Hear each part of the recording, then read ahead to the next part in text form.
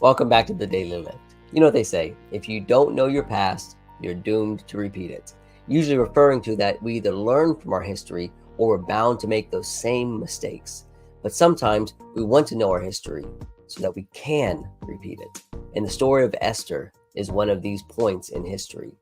We learn so much from this historical account of Esther about love and faith, about courage and responsibility, about the importance of heeding wise counsel, and the providence and the power of God.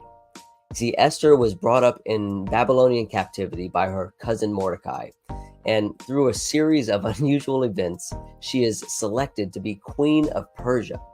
And then through another series of events, her and the entire Jewish nation's very existence is being threatened.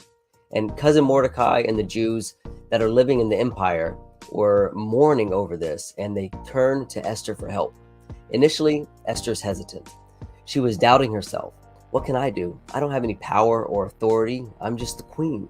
She makes excuses. I can't go before the king. The law is if I go before him and not been summoned, he can put me to death. This is when Mordecai steps in and he has a little bit of a pep talk with his cousin. And I believe this is one of the most motivational passages in all of the Bible.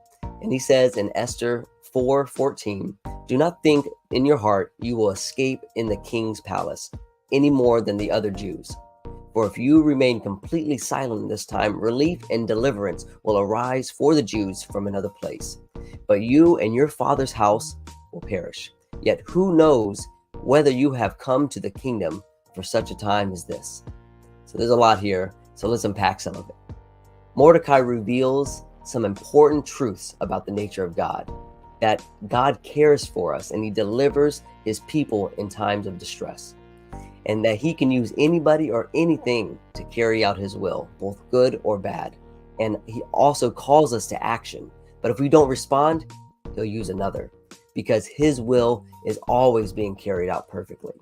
Then Mordecai says that this may be the very reason that God has blessed her with the talents that she has and the position that she's in. He says, who knows if God has raised you up to be our deliverer? And he challenges her to look past her reservations and her fears and to take some action. So how does Esther handle this? What does she do?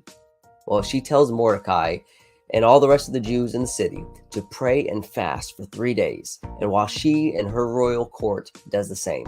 And then she devises a plan that does in fact bring justice to the Jewish people and to those who were trying to harm them. And she saves her people from destruction. I want to encourage you to read the story of Esther for yourself. Examine your own life. What have you been put here for at a time like this? How can you contribute to the deliverance of God's people today? And if not you, then who?